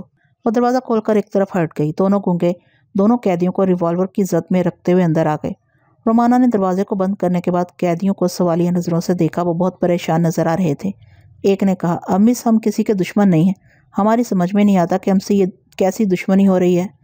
رومانا کے ذریعے اس کی آواز اور لہجے کو پکڑتے ہی میں مسکرانے لگا۔ رومانا نے اسے پوچھا، تم کون ہو؟ وہ بولا، میرا نام شرلک جونیئر ہے اور یہ میری فرینڈ بینی ہے۔ ہم یہاں ٹورسٹ گارڈن میں وہ اپنی تفریحی ردات سنانے لگا۔ میں اپنی ردات کیا سناؤں؟ بہن کے پاکیزہ رشتے سے دور رہنا چاہتا تھا، مگر تقدیر بینی کو بہن بنانے کے لیے میرے پاس لے آئی تھی۔ بینی کہہ رہی تھی، ہم گارڈن کے گوشے میں جا رہے تھے، یہ دونوں ملک الموت کی طرح آ پہنچے، ریوالور دکھا کر اشارے سے حکم دیا کہ ہمیں ادھر آنا ہے۔ یہ دونوں گونگے بنے ہوئے ہیں، ہماری کسی بات کا جواب نہیں دیا۔ ایک گونگے نے ایک لفافہ رومانا کی طرف بڑھا دیا۔ وہ اسے کھول کر پڑھنے لگی۔ لکھا تھا، مسٹر فرحات، یہ شرلک جونیئر حاضر ہے۔ میں نے اس کے پرسنل سیکرٹری کو خرید لیا ہے، وہ آپ کے اشاروں پر چلے گا اور شرلک کے چارٹر طیارے تک آپ کو پہنچا دے گا۔ آپ کے یہاں سے روانہ ہونے تک شرلک کو بنگلے میں قید رکھا جائے گا، اس کے بعد میں اس کی قسمت کا فیصلہ کر دوں گا۔ ایک مقامی لڑکی کی تصویر لفافہ میں موجود ہے۔ اس لڑکی کا نام ریتا ہے۔ ریتا کا پاسپورٹ اور ویزا ہمارے پاس ہے۔ آپ اپنی ساتھی لڑکی کو ریتا کے میک اپ میں تیار رکھیں، اسے بذریعہ ٹرین بینکاک بھیجا جا سکتا ہے۔ شرلک آپ کے لیے درد سر نہیں بنے گا، یہ دو گونگے اسے گونگا بنا کر رکھیں گے۔ فقط آپ کا خادم۔ رومانا خط پڑھنے کے بعد ریتا کی تصویر دیکھنے لگی۔ میں نے کہا، رومانا، تمہیں یہ بتانا بھول گیا تھا کہ میں پہلے ہی شرلک اور بینی کے دماغوں تک پہنچ چکا تھا۔ یہ دونوں میرے عقیدت مند ہیں اور بینی میری بہن بننا چاہتی ہے۔ کیا خیال ہے؟ وہ بولی، مجھے یاد تم نے منزہ نامی ایک لڑکی کو بہن بنایا تھا۔ آج دوسری بار تمہاری سوچ میں ایک بہن کا نام پڑھ رہی ہوں، مگر یہ رشتہ آج مہنگا پڑے گا۔ نہ تم انہیں نقصان پہنچاؤ گے، نہ ملایا سے نکل سکو گے۔ دیکھا جائے گا، میں خط کا جواب لکھ رہا ہوں، تم وہ خط شرلک کو پڑھنے دو۔ میں کاغذ قلم لے کر لکھنے لگا، مسٹر خادم، میں اپنے مفاد کے لیے شریف اور بے ضرر شہریوں کو نقصان نہیں پہنچاؤں گا۔ شرلک اور بینی محبت کرنے والا دل رکھتے ہیں، میں تمہیں ان کی قسمت کا فیصلہ نہیں کرنے دوں گا۔ یہ دونوں بخیریت اپنے گھروں کو جائیں گے۔ میری ساتھی کا نام رومانا ہے۔ سونیا کے بعد یہ دوسری لڑکی ہے جسے سپر ماسٹر ٹریپ کرنا چاہتا ہے۔ یہ میرے ساتھ ملایا سے باہر جائے گی۔ اگر تمہارے لیے یہ ناممکن ہے تو خاموش بیٹھو، میں یہاں سے نکلنے کی خود کوشش کروں گا۔ میں تمہارے گونگے الاکاروں کو واپس کر رہا ہوں۔ اگر شرلک اور بینی باہر نکلیں تو انہیں نقصان نہیں پہنچنا چاہیے۔ فقط فرحات۔ خط لکھنے کے بعد میں نے رومانا کو کال کیا۔ اس نے خوابگاہ میں آ کر کہا، شرلک اور بینی وہ خط پڑھ کر سہمے ہوئے ہیں، سمجھ گئے ہیں کہ انہیں ہلاک کر دیا جائے گا۔ میں نے انہیں تسلی دی ہے، مگر وہ زد پڑ گئے ہیں۔ میں نے وہ خط دیتے ہوئے کہا، گونگے کو یہ خط دینے سے پہلے اسے شرلک کو پڑھنے دو، ہم ان کا خوف دور کریں گے۔ پہلے ان گونگوں کو باہر بھیج دو، میں آ رہا ہوں۔ وہ چلی گئی۔ میں نے بینی کی سوچ پڑھی۔ وہ شرلک سے کہہ رہی تھی، ہم کہاں آ کر پھنس گئے ہیں۔ اس خط سے ظاہر ہو رہا ہے کہ کوئی فرحات تمہارے چارٹر طیارے میں ملایا سے باہر جائے گا۔ شرلک نے آہستگی سے کہا، بینی، میرے ذہن میں عازم کا خیال آ رہا ہے۔ ایک وہی ہے جسے انٹیلیجنس والے باہر جانے سے روکنا اور پکڑنا چاہتے ہیں۔ ہو سکتا ہے فرحات اس کا فرضی نام ہو۔ وہ فوراً چپ ہو گیا کیونکہ رومانا وہاں پہنچ گئی تھی۔ اس نے شرلک کو میرا لکھا ہوا جواب پڑھنے دیا۔ بینی بھی قریب ہو کر پڑھنے لگی۔ میری تحریر بڑی حوصلہ افزا تھی۔ انہوں نے مسکرا کر رومانا کو دیکھا۔ ان کے چہروں سے اطمینان ظاہر تھا، مگر میں ان کے سہمے ہوئے دل و دماغ کو پڑھ رہا تھا۔ وہ سوچ رہے تھے شاید یہ بھی کوئی چال ہو۔ رومانا اشاروں کی زبان سے گونگوں کو سمجھا رہی تھی کہ وہ خط کا جواب لے کر چلے جائیں۔ ایک گونگے نے ظاہر کیا کہ وہ قیدیوں کی نگرانی کے لیے وہاں رہیں گے۔ رومانا نے انکار میں سر ہلایا، نے سمجھایا کہ ان کی نگرانی کی ضرورت نہیں ہے۔ सारी बातें खत में लिख दी गई हैं। शायद हमारे अजनबी मेज़बान ने समझा दिया था कि वो हमारी नाफरमानी ना करें, इसलिए वो बाहर चले गए। मैंने रोमाना से कहा, अपने परस से रिवॉल्वर निकालकर शर्लक को दे दो, उनका खौफ दूर हो जाएगा। वो मुस्कुराकर बोली, मिस्टर शर्लक, मैं आपको यकीन दिलाना चाहती हूँ कि अब आप दोस्तों में हैं। ये लीजिए। उसने परस खोलकर रिवॉल्वर निकाला, फिर उसे शर्लक के करीब सोफे पर फेंक दिया। शर्लक ने इसे जल्दी से उठाकर चेक किया, फिर हैरानी से रोमाना को देखने लगा। वो बोली, अच्छी तरह देख लो, चैम्बर फुल है, पूरी 6 गोलियां हैं। शर्लक बेनी का हाथ पकड़कर खड़ा हो गया। रिवॉल्वर का रुख रोमाना की तरफ करते हुए बोला, ये दोस्ती हमारी समझ से बाहर है। पहले हमें कैदी बनाकर यहाँ लाया गया और अब तुम ये भरा हुआ रिवॉल्वर देकर हमें उलझा रही हो, यानी दोस्त बनाकर यहाँ कैद रखना चाहती हो। वो हंसती हुई बोली, भरा हुआ रिवॉल्वर किसी कैदी के हाथ में नहीं दिया जाता। तुमने फरहाद का लिखा हुआ जवाब पढ़ा है। इसने लिखा है कि बाहर निकलने के बाद तुम दोनों को नुकसान नहीं पहुंचना चाहिए, थोड़ी देर इंतजार करो। जब वो खत हमारे अनजाने मेज़बान तक पहुंच जाए तो तुम चले जाना। ये अनजाने मेज़बान का मतलब क्या हुआ? कोई पुरस्कार खतरनाक मस्खरा हमसे खत किताबत के जरिए रब्ता कायम करता है। तुम अभी देख चुके हो, वो प्याम्बरी के लिए एक गुंगोआ इस्तेमाल करता है ताकि हम इनकी पिटाई करें, तब भी इनकी ज़ुबान अपने पुरस्कार बॉस का नाम न बता सके। उसने पूछा, ये फरहाद कौन है? मैं ड्राइंग रूम के दरवाजे पर पहुंच गया था। रोमाना ने मुस्कुराते हुए दरवाजे की जानब हाथ का इशारा किया। उन्होंने इशारे को देखा, फिर एकदम से चौंक गए। दोनों ने बेयक जुबान होकर कहा, आजिम आप? मैंने आगे बढ़ते हुए कहा, हाँ मैं हूँ। तुम लोग अखबारात में पढ़ते आए हो कि आजिम ने मजलूम और मुसीबत ज़दा लोगों को मलाया के जंगल से निकाल कर उन्हें उनके घरों तक पहुँचाया है। क्या मुझ पर भरोसा करोगे कि मैं तुम्हें बखैरियत बाहर पहुँचाऊँगा? वो दोनों सेहरज़दा से होकर मुझे देखे जा रहे थे, जैसे सारा मलाया गर्दिश कर रहा था, जैसे मंजरे आम पर लाने के लिए दुनिया के अखबारात चीख रहे थे। वो सामने खड़ा था। वो ज़हनी तौर पर खुद को तैयार कर रहे थे, खुद को ये समझा रहे थे कि उनके सामने आजिम ही खड़ा हुआ है। मैंने मुस्कुराकर पूछा, भाई मुझे कब तक देखते रहोगे? वो दोनों चौंक गए। बेनी मुसर्रत से लरसी हुई आवाज़ में बोली, आप आजिम हैं ना? हाँ, मगर मेरा असल नाम फरहाद है। असल नाम इसलिए बता रहा हूँ, 4 रोज़ में मेरी असल हिस्ट्री शाया हो जाएगी। शर्लक ने कहा, मैं भी सोच रहा था कि फरहाद के पीछे आजिम की शख्सियत हो सकती है। अब आजिम के पीछे फरहाद की शख्सियत ज़ाहिर हो रही है। बेनी मुझे देखे जा रही थी। वो हिचकिचाती हुई बोली, मैं आपको छू लूँ? मैंने अनजान बनकर पूछा, किस रिश्ते से? ब्रदर। वो एक कदम आगे बढ़कर बोली, छोटा मुंह है, बात बड़ी कह रही हूँ, आप मेरे भाई बनेंगे? मैंने मुस्कुराकर दोनों बाजू फैला दिए। वो खींची चली आई। पहले इसने मेरे हाथ को छू कर देखा, फिर आगे बढ़कर मेरे चेहरे को दोनों हथेलियों में सजा लिया। मुझे अपनी तरफ झुकाकर मेरे गालों को, मेरी पेशानी को चूमने लगी। होले होले बड़बड़ाने लगी, मैंने अखबार में पढ़ा है, तुमने एक छोटे बच्चे को इसकी माँ की गोद में वापस पहुंचाया था। तुम कितने अजीम हो मेरे भैया। आओ मैं तुम्हें अपनी गोद में छुपा लूँ, तुम्हें किसी की नज़र ना लगने दूँ। कैसा प्यार था और कैसी पाकीज़गी थी। मैं बेनी के आगे पिघल कर रह गया।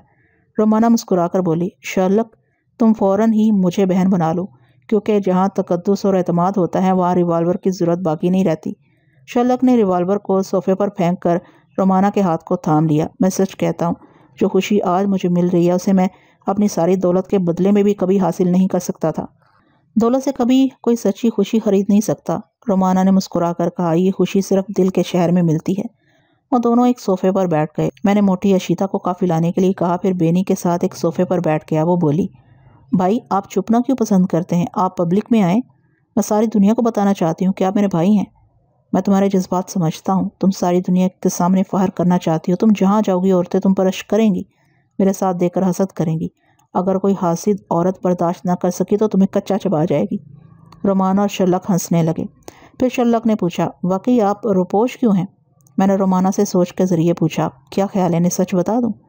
हाँ, उधर आजिम सिकंदरिया से शुबाना के पास सनकरा पहुँचेगा तो हकीकत खुल जाएगी कि तुम फरहाद हो। यूँ भी सुपर मास्टर और मास्कमैन तुम्हारी शख्सियत को छुपने नहीं देंगे। मैंने रोमाना की तायद की, फिर इन्हें बताना शुरू किया कि दुनिया की 2 बड़ी ताकतें मेरी दोस्त भी हैं और बदतरीन दुश्मन भी, और महज इसलिए कि मैं टेलीपैथी जानता हूँ। वाकई? वो दोनों मुझे हैरानी से देखने लगे। अशीता ने कॉफ़ी की ट्रे लाकर रख दी। मैंने कहा, हाँ, जब तुम शर्लक के साथ कार में बैठी हुई थी तब ही मैंने तुम दोनों के ख्यालात पढ़ लिए थे। मैं बताने लगा कि इन दोनों के दरमियान क्या गुफ्तगू हुई थी। वो आंखें फाड़ फाड़ कर मुझे देख रहे थे, जैसे कोई माफूकुल फितरत हस्ती उनकी निगाहों के सामने हो। मैंने शर्लक से कहा, तुम कोई बात सोचो, मैं बता दूंगा। उसने सोचा, मेरी तो खोपड़ी घूम रही है, इस वक्त कॉफ़ी के चंद घूंट सहारा दे सकते हैं। मैंने रोमाना से कहा, भाई शर्लक को जल्दी से काफ़ी पिलाओ, इनकी खोपड़ी घूम रही है। वो एकदम से उछल कर बोला, बाय गॉड, मैं यही सोच रहा था। میں نے بینی کو دیکھا، پھر کہا تم سوچ رہی ہو میں اپنے بھائی پر جتنا بھی اتراؤں کم ہے؟ خدا نے مجھے کتنا بڑا انعام دیا ہے۔ وہ ہنستی ہوئی میرے بازو سے لگ گئی۔ میں آپ کو نہیں چھوڑوں گی، اپنے گھر لے جاؤں گی۔ ہم کافی پینے لگے۔ نہیں بینی، یہاں میرے لیے پہرے لگا دیے گئے ہیں، میرے ساتھ کچھ وقت گزارنا چاہتی ہو تو بینکاک چلو۔ بینی نے سوالیہ نظروں سے شرلک کو دیکھا۔ وہ ہچکچاتے ہوئے بولا، میں بینی کو وہاں نہیں لے جا سکتا، ہم نے یہاں چوری چھپے شادی کی ہے۔ وہ کافی کی خالی پیالی میز پر رکھتے ہوئے بولا، اصل بات یہ ہے کہ بینی کے پیار نے مجھے بدھ مذہب کی طرف مائل کر دیا۔ میرے ڈیڈی کٹر عیسائی تھے، انہوں نے مرنے سے پہلے وصیت لکھ دی تھی کہ میں بدستور عیسائی رہوں گا اور ان کے دوست کی بیٹی جولیا سے شادی کروں گا تو ان کی ساری دولت اور جائیداد میرے نام منتقل ہو جائے گی، ورنہ مجھے صرف بینکاک کی جائیداد اور ان کے وسیع کاروبار کا صرف 25% منافع ملے گا۔ میں نے پوچھا، کیا تمہارے ڈیڈی کا وکیل اور جولیا کے خاندان والے بینی کو جانتے ہیں؟ ہاں، ہمارا رومانس وہاں بہت مشہور ہو گیا تھا، اس لیے میں نے بینی کے لیے یہاں کوٹھی خریدی، اس کے آرام و آسائش کے انتظامات کیے، پھر چپ چاپ شادی کر لی۔ اب یہ بات کھلے گی تو میں تمام دولت اور جائیداد سے محروم ہو جاؤں گا۔ تو پھر کیا سوچا ہے؟ دولت اور جائیداد کے لیے جولیا سے شادی کرنی پڑے گی؟ شرلک نے بینی کو دیکھا۔ وہ جواباً آنکھیں دکھا کر بولی، ذرا شادی کے لیے ہاں کہو، اپنی جان دے دوں گی۔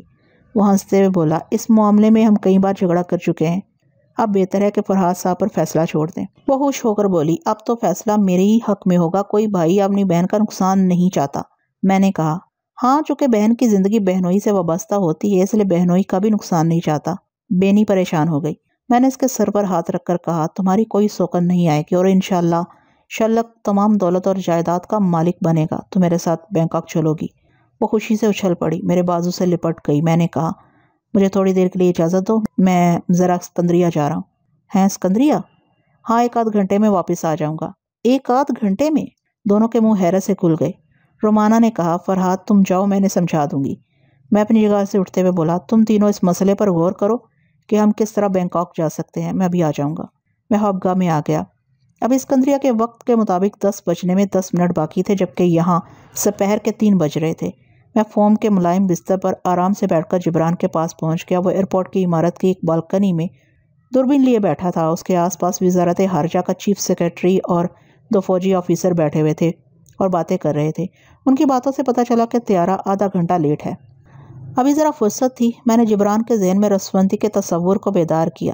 وہ بڑے پیار سے اس کے متعلق سوچنے لگا، اپنے دماغ کی اسکرین پر اس کا سراپا دیکھنے لگا۔ اس کی سوچ بتا رہی تھی کہ رسونتی سے پہلے اس کی زندگی میں صرف ایک لڑکی آئی تھی۔ 2 برس تک دوستی نبھانے کے بعد وہ بیمار رہ کر ہسپتال میں مر گئی۔ جبران عورتوں سے کتراتا تھا، ان سے محتاط رہتا تھا، لیکن رسونتی نے آ کر پھر اس دل میں بھولی بسری دھڑکنیں پیدا کر دی تھی۔ مجھے جبران کی پاک بازی پر بڑا پیار آیا۔ بے شک رسونتی کے لیے میں بھی پاگل تھا، مگر ایسے بیش قیمت ہیرے کی کنی پر ایک پاگل سے زیادہ ایک پاک باز کا حق تھا۔ رسونتی بھی یہی چاہتی تھی کہ اس کا محبوب یا ہونے والا جیون ساتھی صرف اسی کا پرستار ہو، میری طرح ادھر ادھر دل نہ پھینکتا ہو۔ میں نے رسونتی کے لہجے میں جبران کو مخاطب کیا، ہیلو جبران۔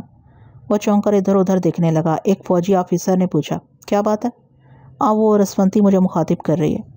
تمام افسران اپنی اپنی کرسیوں پر سیدھے ہو کر بیٹھ کے سب کی نگاہیں پوچھ رہی تھی کہ کیا کہہ رہی ہے۔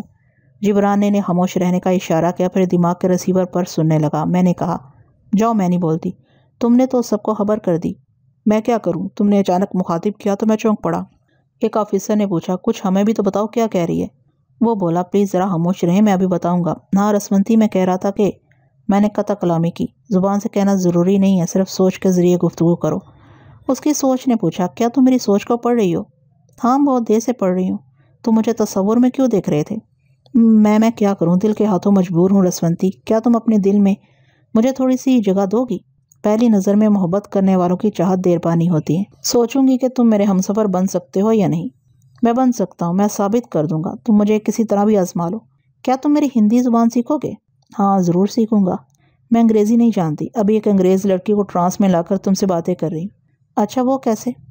تم نہیں سمجھو گے، یہ ٹیلی پیتھی کی ایک تکنیک ہے، بس یہ سمجھ لو کہ میں ہمیشہ اس زبان میں تم سے باتیں نہیں کر سکوں گی۔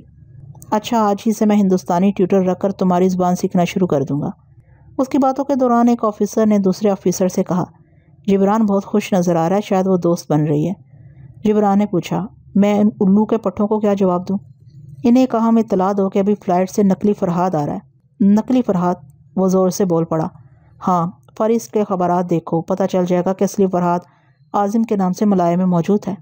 اچھا، جبران نے افسران سے کہا، آپ فوراً ملایا کا کوئی اخبار طلب کریں۔ رسونتی اہم اطلاع دے رہی ہے کہ فرحاد عاظم کے نام سے ملائے میں موجود ہے اور ابھی فلائٹ سے ایک نقلی فرحاد آ رہا ہے۔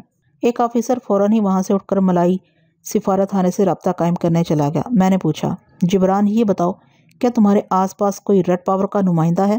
وہ بولا، میں یقین سے نہیں کہہ سکتا کیونکہ ریڈ پاور کے جاسوس ہماری فوج میں گھسے ہوئے ہیں۔ میں تھوڑی دیر سوچنے لگا، سوچنے سے ایک بات سمجھ میں آئی۔ ملایا میں ریڈ پاور کو معلوم تھا کہ فرحاد یہاں موجود ہے۔ یقیناً ماسک مین نے اسکندریہ کی ریڈ پاور برانچ کو بتا دیا ہوگا کہ سپر ماسٹر کسی نقلی فرحاد کو بھیج رہا ہے۔ ایسی اطلاع کے بعد ریڈ پاور کے جاسوسوں کی دلچسپی برائے نام بھی آنے والے نقلی فرحاد کے ساتھ نہ ہوگی، ان کی ساری توجہ رسونتی کی طرف ہوگی۔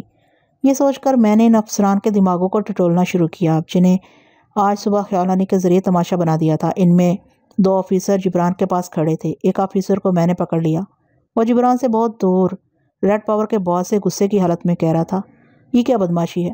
میں 6 برس سے یہاں کی فوج میں رہ کر تمہارے لیے جاسوسی کر رہا ہوں، اپنے وطن سے غداری کر رہا ہوں، کیا اس کا انعام یہی ہے کہ مجھے مار ڈالا جائے؟ اس آفیسر کے آس پاس 3 نقاب پوش ریوالوروں میں سائلنسر لگائے کھڑے تھے۔ سامنے ریڈ پاور کا باس بھی نقاب میں تھا۔ وہ سب گونگے بنے ہوئے تھے۔ آفیسر نے ہاتھ اٹھا کر کہا، ٹھہرو، مجھے ذرا سی مہلت دو، اتنا بتا دو کہ میرا قصور کیا ہے۔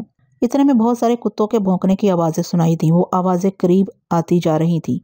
اس آفیسر کی سوچیں مجھے بتا رہی تھی کہ 4 نوجوان 8 کتوں کو زنجیر کے ذریعے قابو میں رکھے ہوئے ہیں۔ میرا خیال تھا کہ اس آفیسر کو کتے بھی بوڑ کر رکھ دیں گے، لیکن اچانک ہی آفیسر کے دماغ نے بتایا کہ اس کے سینے میں گولی لگی ہے۔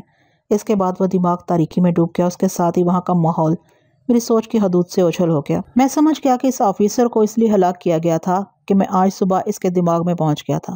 وہ لوگ یہی سمجھ رہے تھے کہ رسونتی اس آفیسر کے ذریعے ریڈ پاور کے دوسرے لوگوں کو ٹریپ کرے گی۔ یہی سوچ کر اس آفیسر کے دماغ کو ہمیشہ کے لیے سلا دیا گیا تھا۔ میں جبران کے پاس پہنچ گیا۔ مجھ سے کچھ پہلے طیارہ وہاں پہنچ چکا تھا۔ مسافروں کو اتارنے کے لیے سیڑھی لگائی جا رہی تھی۔ جبران نے آنکھوں سے دوربین لگائی۔ وہ سوچ رہا تھا، اب اس نقلی فرحاد سے کیا لینا ہے؟ صرف یہ دیکھنا ہے کہ سپر ماسٹر اس فرحاد کے ذریعے سونیا اور رسونتی تک کیسے پہنچنا چاہتا ہے۔ میں نے اسے مخاطب کیا، ہیلو جبران، میں ذرا دوسری معلومات کے لیے چلی گئی تھی۔ یہ بتاؤ، تمہارے انٹیلیجنس کے 3 نامور سراغرساں اس کی نگرانی کے لیے مقرر کیے گئے ہیں۔ تم فوراً سے رابطہ قائم کرو، میں چپ چاپ ان کے دماغوں تک پہنچ جاؤں گی۔ جبران نے اپنے پاس بیٹھے ہوئے آفیسر سے کہا، آپ ذرا اپنے آدمیوں سے رابطہ قائم کریں، ہمیں معلوم ہونا چاہیے کہ وہ مستعد ہیں یا نہیں۔ آفیسر نے ٹرانسمیٹر سے رابطہ قائم کیا۔ دوسری طرف سے آواز آئی اور میں دوسری طرف پہنچ گیا۔ وہ کہہ رہا تھا، جناب، میں نے کار نمبر ES2122 کے ڈرائیور کی جگہ سنبھال لی ہے۔ فرحاد اسی کار میں بیٹھنے آئے گا۔ کار کا اصل ڈرائیور پولیس کی حراست میں ہے، اوور۔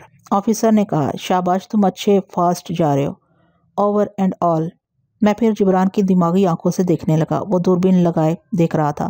مسافر طیارے سے باہر آ رہے تھے۔ وہ نظر نہیں آ رہا تھا جس کا انتظار تھا۔ مسافر یکے بعد دیگرے طیارے کے دروازے پر آ رہے تھے اور زینے سے اتر رہے تھے۔ جبران ابھی نہیں جانتا تھا کہ کوئی بایونک فرحاد آ رہا ہے، چونکہ میں جانتا تھا، اس لیے مجھے بے چینی تھی اور انتظار کی طوالت پریشان کر رہی تھی۔ کفر ٹوٹا خدا خدا کر کے۔ جبران ذرا سیدھا ہو کر بیٹھ گیا۔ طیارے کے دروازے پر فرحاد نظر آ رہا تھا اور اس کے ساتھ ایک نیگرو لڑکی تھی۔ سونیا کو بتایا گیا تھا کہ کوئی حسین لڑکی فرحاد کو پھانس کر لا رہی ہے۔ وہ نیگرس رنگ کے اعتبار سے حسین نہیں تھی، مگر جوان، قداور اور پرکشش تھی۔ فرحاد اس کے ہاتھ میں ہاتھ دیے زینے سے اتر رہا تھا۔ سر سے پاؤں تک اس میں کوئی ایسی بات نہ تھی جو اسے دوسروں سے مختلف بناتی۔ وہ مکمل فرحاد تھا، ایک عام سے طیارے کا مسافر تھا۔ چونکہ جبران پہلی بار فرحاد کو دیکھ رہا تھا، اس لیے اس کی ظاہری وجاہت اور شخصیت کو دیکھ کر متاثر ہو رہا تھا۔ تھوڑی دیر بعد وہ نیگرس کے ساتھ چلتا ہوا لابی کے نیچے سے گزر گیا، جبران کی نظروں سے اوجھل ہو گیا۔ جبران وہاں سے اٹھ کر نیچے بیگیج ہال کی طرف جانے لگا۔ زینے کے آخری سرے پر ایک فوجی آفیسر مل گیا۔ اس نے کہا، جبران، ابھی پتہ چل جائے گا کہ وہ فرحاد اصلی ہے یا نقلی۔ کیا اس کا میک اپ چیک کیا جائے گا؟ نہیں، کسٹم چیکنگ کے دوران ایک کیمرے کے ذریعے اس کی تصویر لی جائے گی۔ وہ کیمرہ میک اپ کے آر پار اصلی چہرے کی تصویر اتار لے گا۔ جبران خوش ہو کر تائید کرنا چاہتا تھا۔ میں نے فوراً کہا، نہیں جبران، وہ میک اپ میں نہیں ہے، اس کے چہرے کی پلاسٹک سرجری کی گئی ہے۔ میں تمہیں ایک اور اہم اطلاع دوں کہ وہ بایونک مین ہے۔ بایونک مین؟ اس نے حیرانی سے پوچھا۔ آفیسر نے پوچھا، کیا بات ہے؟ رسونتی کہہ رہی ہے کہ وہ میک اپ میں نہیں ہے اور اس کی چہرے کی پلاسٹک سرجری کی گئی ہے۔ ابھی پتہ چلے گا بھائی، وہ کیمرہ کا رزلٹ جو ہوتا ہے وہ یہی ہوتا ہے کہ اگر وہ میک اپ میں ہو تو اس کے پیچھے گوشت پوش کے اصلی چہرے کی تصویر ظاہر ہو جاتی ہے، اور اگر اصلی چہرہ یا پلاسٹک سرجری ہو تو ایکس رے کی طرح صرف چہرے کی ہڈیوں کی تصویر آتی ہے۔ اس کی بات ختم ہوتے ہی کسٹم آفس کی طرف شور سنائی دیا۔ وہ دونوں ادھر دوڑتے چلے گئے۔ کچھ لوگ ادھر سے بھاگتے آ رہے تھے۔ بھاگنے والے ایک آفیسر نے ہانپتے ہوئے کہا، فرحاد نے تصویر اتارنے پر ہنگامہ شروع کر دیا ہے۔ اس نے کیمرے کو چھین کر اسے توڑ ڈالا ہے۔ تو فوجی جوانوں نے اسے پکڑنا چاہا مگر اس نے دونوں کی مرمت کر دی۔ مائی گاڈ، بہت اچھا فائٹر ہے۔ اپنے مد مقابل آنے والوں کو ہاتھ لگانے کا موقع تک نہیں دیا اس نے، اور 2 ہی ہاتھ میں فرش پر سلا دیا ہے۔ وہ سب تیزی سے چلتے ہوئے دفتر میں پہنچے۔ وہاں خاموشی تھی۔ کئی فوجیوں کے ہاتھوں میں اسٹین گنیں تھیں اور ان کے سامنے فرحاد نیگرس کو سینے سے لگائے کھڑا تھا۔ ایک کسٹم آفیسر نے غصے سے کہا، تم نے یہاں آتے ہی قانون کی خلاف ورزی شروع کر دی، تو ہمارے پاس زیر حراست رہو گے۔ بھیانک فرحاد نے ٹھنڈے لہجے میں کہا، جب پاسپورٹ پر میری تصویریں موجود ہیں تو پھر کیوں مجھے روکا گیا یا تصویریں کھینچنے کی کوشش کی گئی؟ میں ایک بات جانتا ہوں کہ کسی کی اجازت کے بغیر اس کی تصویر اتارنا خلاف قانون ہے۔ اگر آپ کے ملک میں یہ خلاف قانون نہیں ہے تو آپ پہلے میرے ملک کے سفیر سے اجازت حاصل کریں۔ میں بھیانک فرحاد کی باتیں سن کر حیران ہو رہا تھا، کیونکہ وہ ہو میرے لہجے اور میرے انداز میں گفتگو کر رہا تھا۔ پھر اچانک اس کی نظر جبران پر پڑی۔ وہ مسکرا کر بولا، ہلو مسٹر جبران، کیا ہم ایک دوسرے سے متعارف نہیں ہیں؟ جبران کی سمجھ میں نہیں آیا کہ ایسے وقت کیا کہنا چاہیے۔ میں نے اسے سنبھالا۔ وہ جواباً مسکرا کر آگے بڑھا، پھر مسافہ کرتے ہوئے بولا، جی ہاں، سونیا کے ذریعے آپ کا غائبانہ تعارف ہو چکا ہے، لیکن آپ نے مجھے کیسے پہچانا؟ وہ ہنستے ہوئے بولا، کسی ماسٹر نے میرے پاس آپ کی تصویر بھیجی تھی۔ مجھے بتایا تھا کہ سونیا آپ کے پاس محفوظ ہے۔ آپ نے میری جان کی حفاظت کی ہے، میں آپ کا احسان کبھی نہیں بھولوں گا۔ میں نے کوئی احسان نہیں کیا، لیکن آپ برا نہ مانے تو کہوں، سونیا نے میرے اعتماد کو ٹھیس پہنچائی ہے۔ اس نے حیرانی سے پوچھا، وہ کیسے؟ وہ مجھے کوئی اطلاع دیے بغیر رسونتی کو لے کر کہیں چلی گئی ہے۔ وہ ہنستے ہوئے بولا، کوئی بات نہیں، میں ان دونوں کو 15 منٹ کے اندر ڈھونڈ نکالوں گا۔ اتنے میں بھیانک فرحاد کے ملک کا سفیر وہاں پہنچ گیا۔ انہوں نے پوچھا، کیا بات ہے؟ اسے بات بتائی گئی۔ سفیر نے کہا، آپ خود عقل سے سوچیں کہ میرے ملک کے ایک سیاح کو وہاں پریشان کیا گیا، اسے مجبور کیا گیا کہ وہ اپنے تحفظ کے لیے آپ کے آدمیوں پر ہاتھ اٹھائے۔ آپ اس کی تصویر چاہتے ہیں تو میرے سفارت خانے سے طلب کریں، مگر برائے مہربانی سے چھوڑ دیں، ورنہ ہمارے سفارتی تعلقات میں بدمزگی پیدا ہو جائے گی۔ تھوڑی دیر بعد فرحاد کو چھوڑ دیا گیا۔ وہ اپنی نیگرس اور جبران کے درمیان چلتا ہوا عمارت سے باہر جانے لگا۔ ایسے وقت میں نے خیال خانی کے ذریعے اس کی سوچ کو گرفت میں لیا، پھر خود ہی احمق بن گیا، کیونکہ بھیانک فرحاد کی آواز، انداز اور لہجہ سب میری طرح تھا۔ میں اس لہجے کو گرفت میں لے کر خود اپنے دماغ کی سوچ تک واپس آ گیا۔ میرے اس کے دماغ میں زمین و آسمان کا فرق ہوگا، صرف لہجے کی یکسانیت نے مجھے میری طرف پہنچا دیا تھا۔ ایک اہم نقطہ اور ہے، وہ لہجہ اس کی سوچ تک بھی پہنچا سکتا تھا، یعنی میں بیک وقت اپنی اور اس کی سوچ پڑھ سکتا تھا، لیکن ادھر سناٹا رہا، جیسے اس نے اپنے دماغ کے دروازے کو مقفل کر دیا ہو۔ پھر اس کی سوچ سنائی دی۔ وہ جبران سے کہہ رہا تھا، مسٹر جبران، رسونتی میرے خیالات پڑھنے کی کوشش کر رہی ہے، مگر افسوس بیچاری نہیں پڑھ سکے گی، بہتر ہے وہ تمہارے ذریعے میری باتیں سنتی رہے۔ میں نے پھر اس کی سوچ کو گرفت میں لیا۔ چشم و زون میں اس کا دماغ مقفل ہو جاتا تھا۔ میں پھر اپنی جگہ واپس آ گیا تھا۔ مجبوراً میں نے جبران ہی کا سہارا لیا۔ اس کی سوچ کے ذریعے اس فرحاد کو دیکھتا رہا۔ وہ اپنی نیگرس اور جبران کے درمیان چلتا ہوا عمارت کے باہر آیا۔ سڑک کے کنارے کاریں کھڑی ہوئی تھیں۔ اچانک وہ فرحاد اپنے دائیں بائیں نیگرس اور جبران کے بازو تھام کر کھڑا ہو گیا۔ اس کا انداز ایسا تھا جیسے شیر نے شکاری کی آہٹ سن لی ہو۔ ایک کار تیز رفتاری سے گزرتی جا رہی تھی۔ بھیانک فرحاد کی سماعت اور بصارت بھی یقینی کی حد تک حیرت انگیز تھی۔ اس نے نیگرس اور جبران کو دو طرف زور کا دھکا دیا۔ اسی لمحے گزرنے والی کار کی کھڑکی سے تڑا تڑ فائرنگ ہوئی۔ نیگرس اور جبران دور زمین پر گرے ہوئے تھے، فائرنگ کی زد سے محفوظ رہے۔ جبران نے گرنے کے بعد اتنا ہی دیکھا تھا کہ فرحاد حیرت انگیز طور پر فضا میں اچھل کر بلندی پر گیا تھا، پھر جو کار فائرنگ کرتی ہوئی جا رہی تھی اس کی چھت پر پہنچ کر کھڑا ہو گیا تھا۔ اس ناگہانی فائرنگ سے بھگدڑ مچ گئی تھی۔ دیکھتے ہی دیکھتے راستہ ویران ہو گیا تھا۔ ایک فوجی موٹر سائیکل اسٹارٹ کر رہا تھا۔ جبران دوڑتا ہوا اس کے پاس پہنچا، پھر اس کے پیچھے بیٹھتے ہوئے بولا، ہری اپ، وہ کار نظروں سے اوجھل نہ ہونے پائے۔ موٹر سائیکل اسٹارٹ ہو کر آگے بڑھی، پھر اس کی تیز رفتاری بڑھتی چلی گئی۔ کسی تیز رفتار گاڑی کی چھت پر کھڑے رہنا ناممکن ہے، لیکن وہ قدم جمائے کھڑا تھا جیسے آندھیوں کی زد میں قداور چٹان کھڑی ہو۔ پھر وہ کود کر کار کے پیچھے سڑک پر آ گیا۔ کار تیزی سے آگے بھاگتی چلی گئی، لیکن وہ کتنی دور جا سکتی تھی؟ فرحاد اس کے پیچھے دوڑ لگا رہا تھا۔ 25 میل، 30 میل، 40 میل، پھر 50 میل فی گھنٹے کی رفتار سے دوڑتا چلا جا رہا تھا۔ جبران کے ہوش گم تھے۔ اب اسے یقین ہو گیا تھا کہ اس کے سامنے بھیانک فرحاد دوڑ لگا رہا ہے۔ پھر جبران نے دیکھا وہ کار کے پچھلے حصے کو پکڑ کر اسے روک رہا تھا۔ پختہ سڑک پر اس کے جوتوں کے تلے سرر سرر گھستے جا رہے تھے۔ جیسے جوتوں سے بریک لگا رہا ہو۔ بریک لگ گئے۔ کار اس طرح رکی کہ اس کے پہیے بدستور گھوم رہے تھے کیونکہ کار چلانے والے نے بریک نہیں لگائے تھے۔ شاید کار میں بیٹھنے والوں کی سمجھ میں نہیں آ رہا تھا کہ کس قسم کا بھوت ان کے پیچھے پڑ گیا ہے۔ اس سے پہلے وہ گاڑی سے نکل کر اس پر فائرنگ کرتے اس نے کار کے پچھلے حصے کو دونوں ہاتھوں سے اوپر اٹھا دیا، اوپر اور اوپر، حتیٰ کہ کار دوسری طرف الٹ گئی۔ اندر سے چیخو پکار سنائی دی۔ الٹی ہوئی کار سے دروازہ کھول کر جو پہلے باہر نکلا اس کے منہ پر بائونک فلائنگ کک لگی۔ اس کی اسٹین گن ہاتھ سے نکل گئی۔ دوسرے کو باہر نکلنے میں ذرا وقت لگا۔ جب وہ باہر نکلے تو ان کی ٹانگوں پر فائرنگ شروع ہو گئی تاکہ وہ جلد نہ مر سکیں، اگر زندہ بھی رہیں تو اپاہج بن کر۔ فوجی نے گاڑی کے انجن کو بند کرتے ہوئے کہا، مسٹر فرحات، آپ قانون کو ہاتھ میں نہ لیں، انہیں قتل نہ کریں، میں انہیں عدالت تک پہنچاؤں گا۔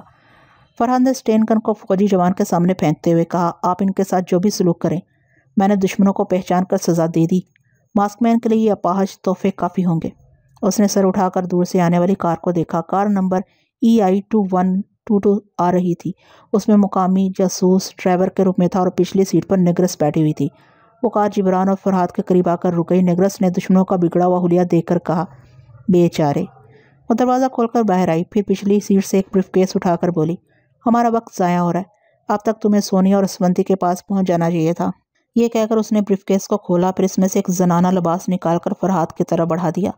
فرحات اس لباس کو ہاتھ میں لے کر سونگنے لگا۔ جبران نے حیرانی سے پوچھا، یہ کیا؟ نگرس بولی، یہ سونیا کا لباس ہے، بحری جہاز میں چھوڑ کر گئی تھی۔ یہ بات سنتے ہی میرے ذہن کو جھٹکا سا لگا۔ بائونک فرحات کی مختلف صلاحیتیں ظاہر ہو رہی تھیں۔ وہ سونے کے لباس کو ایک طرف پھینک کر سر اٹھائے فضا میں سونیا کی بو سونگھ رہا تھا، اس کی بو کی سمت کا تعین کر رہا تھا۔ پھر وہ کار کو چھوڑ کر ایک ڈھلان کی طرف دوڑنے لگا۔ اسی وقت مجھے خیال آیا کہ ریڈ پاور کے نقاب پوش باس کے سامنے بھی کتے لائے گئے تھے۔ سونیا اپنا لباس رومانیہ میں بھی چھوڑ آئی ہوگی اور وہ لباس ان کتوں کی رہنمائی کرے گا۔ ایک طرف ریڈ پاور کے کتے، دوسری طرف سپر ماسٹر کا کتا، صرف ایک رسونتی کو حاصل کرنے سونیا کی بو کی سمت دوڑے جا رہے تھے، 25 میل، 30 میل، 40 میل، 50 میل فی گھنٹہ کی رفتار سے۔ میرا ذہن چیخنے لگا، سونیا بھاگو! بے شک وہ حیرت انگیز رفتار سے دوڑ لگا رہا تھا۔ دیکھتے ہی دیکھتے سونیا اور اسونتی تک پہنچنے والا تھا۔ تاہم اس کی رفتار 50 میل فی گھنٹہ ہو سکتی تھی، بجلی کی تیزی نہیں ہو سکتی تھی۔ وہ سوچ کی رفتار سے تیز نہیں جا سکتا تھا۔ میں تو پلک چپکتے ہی رسونتی کے دماغ میں خطرے کی گھنٹی بجانے پہنچ گیا۔ حالانکہ ایسے وقت مجھے براہ راست سونیا کے پاس پہنچنا چاہیے تھا، لیکن ابھی سونیا سے اپنی ٹیلیپیتھی چھپانا چاہتا تھا، لہٰذا میں رسونتی کے پاس پہنچا۔ اس وقت وہ کچھ بے چین سی تھی، اس کی بے چینی کو کریدنے کا موقع نہیں تھا۔ میں نے فوراً ہی اسے مخاطب کیا، ہیلو رسونتی، فوراً اٹھو، سونیا کو بتاؤ کہ سپر ماسٹر کا بائونک مین اور ریڈ پاور کے کتے سونیا کی بو سونگھتے ہوئے وہاں پہنچنے والے ہیں۔ وہ بستر سے اچھل کر کھڑی ہو گئی، پھر ذرا پریشانی سے بولی، لیکن فرحات، سونیا پوچھے گی کہ مجھے یہ اطلاع کیسے ملی؟ مجبوری ہے، تم کہہ دینا کہ تمہاری ٹیلیپیتھی کی صلاحیتیں واپس آ گئی ہیں، پھر وہ مجھ سے بدک جائے گی اور زیادہ دشمن بن جائے گی، مجھے مار ڈالنے کا منصوبہ بنائے گی اور میں غفلت میں ماری جاؤں گی۔ فکر نہ کرو، میں تمہارے ساتھ رہوں گا۔ تم ہمیشہ ساتھ نہیں رہتے ہو اور وہ دشمن سائے کی طرح ساتھ رہتی ہے۔ تم بحث میں وقت ضائع کر رہی ہو۔ وہ بائونک بلا پہنچنے ہی والی ہے۔ وہ نہیں چاہتی تھی مگر حالات سے مجبور ہو کر سونیا کے پاس پہنچ گئی۔ پھر بغیر کسی تمہید کے بولی، سونیا، میری ٹیلیپیتھی کی صلاحیتیں واپس آ گئی ہیں۔ سونیا چونک کر اسے بے یقینی سے دیکھنے لگی، پھر اپنی اردو زبان میں بولی، تم جھوٹا بات بولتی ہو۔ میں نے اس کی دماغ کو معمولی سا جھٹکا پہنچایا۔ وہ کھڑی ہوئی تھی، ذرا سا ڈگمگا کر کرسی پر بیٹھ گئی۔ رسونتی نے میری ہدایت کے مطابق کہا، یہ میں نے ہلکا سا جھٹکا پہنچایا ہے تاکہ تم فوراً ہی یقین کر کے میری باتوں پر عمل کرو۔ تم نے اپنا لباس رومانیہ کی ایک رہائش کا ایک لباس بحری جہاز میں چھوڑ دیا تھا۔ بائونک فرحات اور ریڈ پاور کے کتے ان لباسوں کے ذریعے تمہاری بو سونگھتے ہوئے یہاں پہنچنے ہی والے ہیں۔ اس کی بات ختم ہوتے ہی میں نے سونے کے دماغ میں پہنچ کر اس کی سوچ میں کہا، مجھے اس دشمن عورت کی باتوں کا یقین کر لینا چاہیے کیونکہ یہ خود اپنے لیے خطرہ محسوس کر رہی ہے، تنہا کہیں بھاگ کر نہیں جا سکتی، یہ اب بھی میری مدد کی محتاج ہے، اس لیے مجھے خطرے سے آگاہ کر رہی ہے۔ بہرحال مجھے فوراً ہی فرحات کی تکنیک استعمال کرنی چاہیے۔ اس سوچ کے ساتھ ہی سونیا نے مریم کو آواز دی۔ مریم کے آتے ہی اس نے بتایا کہ کتے اس کی بو سونگھتے آ رہے ہیں، لہٰذا گھر میں جتنی خوشبو کی بوتلیں ہیں اس کے سامنے فوراً حاضر کی جائیں۔ میں نے سونیا کی اس پلاننگ پر اطمینان کی سانس لی۔ فی الحال خطرات کے ٹل جانے کی امید پیدا ہو گئی تھی۔ میں نے اس کی سوچ میں سے سمجھایا کہ اس کے جتنے استعمال شدہ کپڑے ہیں انہیں فوراً ہی اچھی طرح سے دھو دیا جائے یا ان پر خوشبو چھڑک دی جائے تاکہ بدن کے پسینے کی بو ختم ہو جائے۔ سونیا جو اقدامات کر رہی تھی میں نے اس کے متعلق رسونتی کو بتایا۔ وہ بولی، آپ سونیا ٹیلیپیتھی کے متعلق مجھ سے طرح طرح کے سوالات کرے گی۔ میں نے پوچھا، مثلاً وہ چاہے گی کہ میں سوچ کے ذریعے تمہارا پتہ لگاؤں۔ کوئی بات نہیں، میرے متعلق من گھڑنٹ باتیں بتا دینا، مگر وہ باتیں اخباری اطلاعات کے مطابق ہونی چاہیے، مثلا یہ کہ میں ملایا میں ہوں، سپر ماسٹر، ماسک مین اور وہاں کی انٹیلیجنس والے مجھے تلاش کر رہے ہیں اور میں ایک شخص کے بہروپ میں بینکاک جا رہا ہوں۔ یہ تو اخباری اطلاعات ہوئیں، رسونتی نے چوٹ کی۔ من گھرنڈ باتوں میں تمہارے ساتھ کسی لڑکی کا ذکر ہونا چاہیے کیونکہ سونیا تمہیں شرافت کا پتلا نہیں سمجھتی ہے۔ بھائی تمہارے لیے میں شریف بن گیا ہوں۔ ہاں، انگور نہ ملنے پر ایک لومڑی نے اسی طرح شرافت سے اسے کھٹا سمجھ لیا تھا، یعنی میری شرافت پر بھی تانے۔ کوئی بات نہیں، ابھی میں بحث نہیں کر سکتا، بائنوکولا کو دیکھنے جا رہا ہوں، خدا تمہیں عقل دے۔